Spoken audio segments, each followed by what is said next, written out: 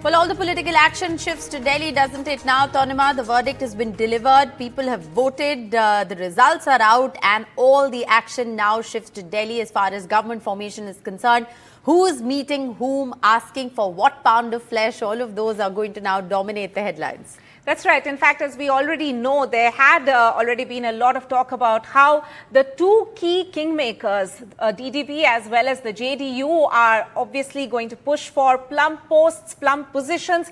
And that is what we are picking up in the morning today, that the TDP is in fact pushing for several key ministries, at least 5 ministries, possibly the MOS Finances position as well, and also the Speaker's position. JDU possibly angling for several seats, several key ministries as well. We'll get more details on that from our reporters, but let me first introduce the reporters that we have joining us on the broadcast right now. Vedant is joining us from outside BJP Chief JP Nadda's residence. Ishika is also joining us from outside Nitish Kumar's residence here in the national capital, and Uma Sudhir, of course, keeping an eye on all the updates coming in from the TDP camp. First to you, Vedant, we can in fact see that the BJP, now that it's the alliance mode that BJP government is going to, the NDA government rather, is going to be functioning on. So they have to keep the alliance's demands in the purview. And we do know that the swearing-in ceremony is likely to take place over the weekend, but ahead of that, they have to figure out allocation of key portfolios. Any meetings lined up at the BJP chief's residence this morning? You know, before you answer that, Vedant, I have a quick follow-up. It's going to be very interesting to see how the BJP strikes a balance internally, Tanima. It is the first defeat that the party in a certain sense, or first diminished verdict that the party in a certain sense is seeing, first key defeat in several areas. So while, of course, alliance interests are key to government formation, Vedant, there are several heavyweights of the BJP who were made to contest Lok Sabha polls. Sitting chief ministers who were stripped off their chief ministership, made to contest polls. So they have a lot of internal dynamics to work out as well. Absolutely, Rishika. That's a very interesting point you're making, and that is going to be the focus today.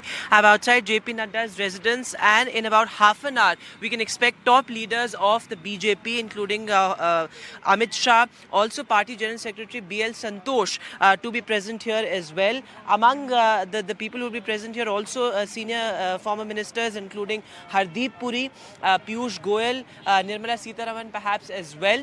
That's what we are picking up from sources. The focus today entirely is on navigating those internal dynamics that you mentioned, Rishika, because remember, it was yesterday that there was an NDA meet, and today there's going to be an internal party meet, and this comes right ahead of the big parliamentary party meeting that's going to be held tomorrow. Now remember, all deputy chief ministers from NDA ruled states will be present there for the parliamentary party meet tomorrow. Of course, all the newly elected Lok Sabha MPs, the Rajya Sabha MPs, national office bearers, state presidents of the BJP, they'll all be present for that parliamentary party meeting.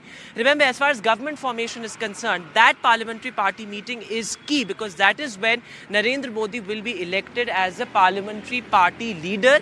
It's only after that that Narendra Modi can officially stake claim to form the government. Though, of course, that's merely procedural.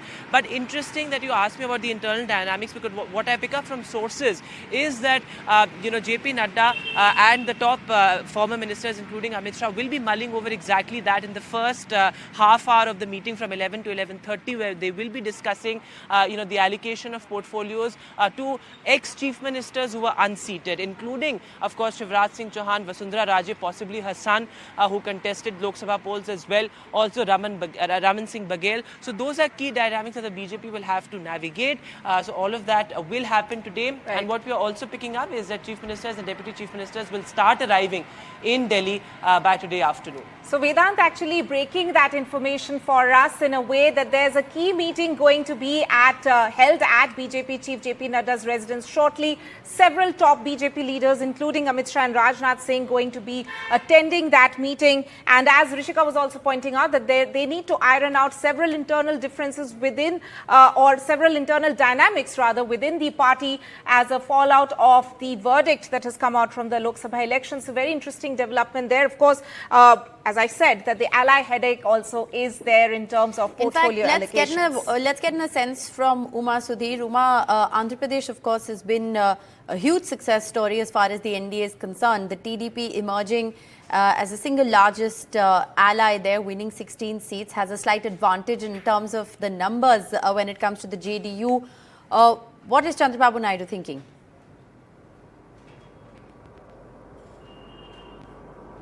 Chandrababu Naidu is back home in Vijayawada and certainly going to be meeting with his ministers and senior leaders. But as always, Chandrababu Naidu has the habit of holding his cards close to his chest and does not really reveal what he plans to do. But what is very clear, and I have understood this from the horse's mouth, that they are going to stay with the NDA, they are going to stay as an ally, but certainly drive a hard bargain. Remember that Chandrababu Naidu has had a long history of dealing with coalition governments, and he has also had a long history of relationship with Mr. Narendra Modi and Mr. Amit Shah, and there have been several ups and downs, and they know, they understand each other's personality quite well. So Chandrababu Naidu knows how hard to push on this front, and speaking about his own demands back home, the expectations of his people who have delivered him this kind of a mandate also puts a huge responsibility on Chandrababu Naidu.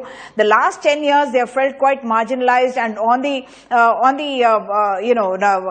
quite neglected also, should I say, because their numbers were not really critical for the government at the center, and therefore this is a chance for Chandrababu Naidu to negotiate on behalf of Andhra Pradesh, whether it's for the capital building at Amravati or the special category status that was always a very hot issue in Andhra Pradesh, and though that was not really on the table this time, but if he delivers something that's called special category status and that brings some funds to Andhra Pradesh, his brand equity will go hugely high, and that is something that he would certainly want to develop as political dividend in Andhra Pradesh itself. Of course, we have been talking about also the Telugu Desam asking perhaps for the Speaker's chair, which does give them a little more room and maneuverability in Delhi. As of now, no question of Chandrababu Naidu himself trying to move to Delhi, but certainly going to have his people in ministries, and also hopefully as Speaker is at least the hope and expectation of the Telugu Desam. So if in that visual we saw the first ranker, second ranker, third ranker, for the first ranker to remain monitor of the class, the second ranker and the third ranker are going to make adequate noise and ensure that they have enough in their kitty to be allowed the monitor to function smoothly and without too much of a headache from them. Right. Uma, let's also go across to my colleague Prabhakar, who is joining us from Patna.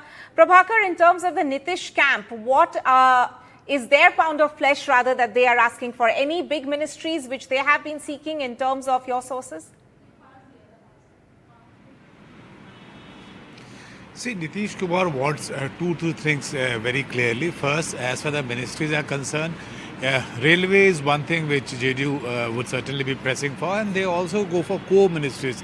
Co-ministries includes agriculture, includes rural development, because Bihar being an agrarian state, they would actually go for it. And Nitish Kumar himself has been a railway minister, has been an agriculture minister, so he would focus there. He would want two cabinet ministers' berth and also one MOS berth, the Minister of State berth. Now, as far as this entire alliance with BJP and being part of the government is concerned, Nitish Kumar is an old school politician. So he believes that there has to be a common minimum program, there has to be a coordination committee, and there has to be a convener of that coordination committee. Remember, during Vajpayee's era, George Fernandes used to hold that post, and that becomes very important in the functioning of the government. Now the JDU leaders, though Nitish Kumar has not made any remark on this, but JDU leaders off the record are saying that Nitish Kumar himself is the most suited guy for the post of the convener of the coordination committee, if at all that comes into being, and he is the man who actually has the prior experience of functioning in a coalition government, so he should be taken in account. And the other thing which Nitish Kumar always presses upon is that equal opportunity and equal respect to all the coordination, all the coalition partners. Remember, during the last two regimes, what we have seen, there was a symbolic representation of the NDA alliance partners in the cabinet. Now, they are demanding for the proportional representation. And so JDU on that parameter demands 3 seats, 2 cabinet and 1 state, and equal respect for the coalition partners. And Nitish Kumar and JDU understands very well that by going by the arithmetic this time, they would actually be in a position to bargain well.